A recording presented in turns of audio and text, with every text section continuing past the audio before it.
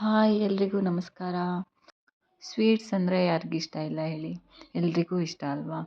So ಇವತ್ತು ನಾನು carrot halwa ಹೇಗೆ ಮಾಡೋದು ಅಂತ ಹೇಳ್ತೀನಿ. ಬನ್ನಿ ಹೇಗೆ ಮಾಡೋದು ಅಂತ ನೋಡೋಣ. ಇವಾಗ ನಾನೊಂದು ಪಾತ್ರೆ ಇಟ್ಕೊಂಡಿದ್ದೀನಿ. ಅದಕ್ಕೆ 2 ಟೇಬಲ್ ಸ್ಪೂನ್ ತುಪ್ಪ ಹಾಕ್ಕೊಂಡಿದ್ದೀನಿ.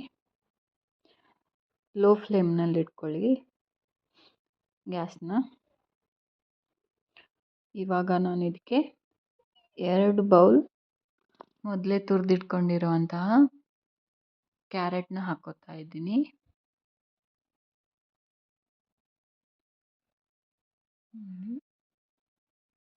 2 ಬೌಲ್ ಹಾಕ್ಕೊಂಡಿದ್ದೀನಿ.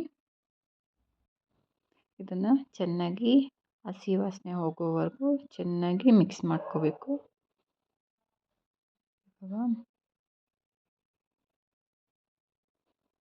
ಚೆನ್ನಾಗಿ ಮಿಕ್ಸ್ ಮಾಡ್ತಾ ಇರಿ. ಈ ಫ್ಲೇಮಲ್ಲೇ ಇಡಬೇಡಿ, ಲೋ ಫ್ಲೇಮಲ್ಲೇ ಇಟ್ಕೊಂಡು ಮಾಡಬೇಕು ನಾವು ಯಾವತ್ತು. ಚೆನ್ನಾಗಿ ಮಿಕ್ಸ್ ಮಾಡಿ ನೋಡಿ. ಇವಾಗ ಹಸಿ ವಾಸನೆ ಹೋಗಿದೆ. ಇವಾಗ ನಾನು 1.5 ಲೋಟದಷ್ಟು ಹಾಲು ಹಾಕ್ಕೋತಾ ಇದ್ದೀನಿ.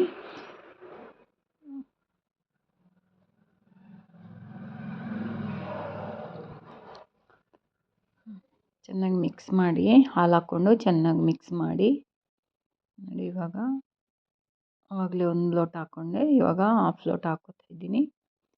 ಚೆನ್ನಾಗಿ ಮಿಕ್ಸ್ ಮಾಡಿ ಇವಾಗ ಒಂದು ಅರ್ಧ ಬೌಲಷ್ಟು ಸಕ್ಕರೆ ಆ್ಯಡ್ ಮಾಡ್ತಾ ಇದ್ದೀನಿ. ಆ್ಯಡ್ ಮಾಡಿಕೊಂಡು ಚೆನ್ನಾಗಿ ಮಿಕ್ಸ್ ಮಾಡ್ಕೊಳ್ಳಿ. ಫಸ್ಟು ಸ್ವಲ್ಪ ಉಪ್ಪು ಹಾಕ್ಕೋತಾ ಇದ್ದೀನಿ. ಇವಾಗ ಏಲಕ್ಕಿ ಹಾಕ್ಕೋತಾ ಇದ್ದೀನಿ. ಇವಾಗ ಇದನ್ನ 10ರಿಂದ 15 ನಿಮಿಷ ಚೆನ್ನಾಗಿ ಹಾಲಲ್ಲೇ ಬೇಯಿಸ್ಕೋಬೇಕು. ಚೆನ್ನಾಗಿ ಬೇಯಬೇಕಿದು ನೋಡಿ. ಇವಾಗ ಈ ಥರ ಕನ್ಸಿಸ್ಟೆನ್ಸ್ಗೆ ಬರೋವರೆಗೂ ಚೆನ್ನಾಗಿ ಬೇಯಿಸ್ಕೋಬೇಕು ನೋಡಿ. ಇವಾಗ ರೆಡಿಯಾಗಿದೆ. ಇವಾಗ ಒಂದು ಬೌಲ್ ಇಟ್ಕೊಂಡು ತುಪ್ಪ ಹಾಕ್ಕೊಂಡಿದ್ದೀನಿ. 2 ಟೇಬಲ್ ಸ್ಪೂನ್ ತುಪ್ಪ. ಇದಕ್ಕೆ ಕಟ್ ಮಾಡಿ ಇಟ್ಕೊಂಡಿರುವಂಥ ಬಾದಾಮ್ ಮತ್ತು ದ್ರಾಕ್ಷಿ ಹಾಕ್ಕೊಂಡಿದ್ದೀನಿ. ಅಂತ ಗೋಡಂಬಿ ಇರಲಿಲ್ಲ, ಸೊ ಹಾಗಾಗಿ ಬಾದಾಮಿ ದ್ರಾಕ್ಷಿ ಮಾತ್ರ ಹಾಕ್ಕೊಂಡಿದ್ದೀನಿ.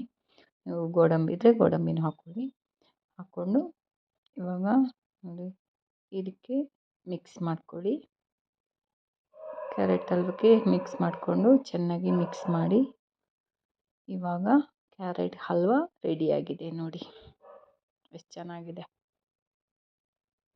ನಿಮಗೇನಾದರೂ ಈ ವಿಡಿಯೋ ಇಷ್ಟ ಆದರೆ ಶೇರ್ ಮಾಡಿ, ಲೈಕ್ ಮಾಡಿ, ಸಬ್ಸ್ಕ್ರೈಬ್ ಮಾಡಿ.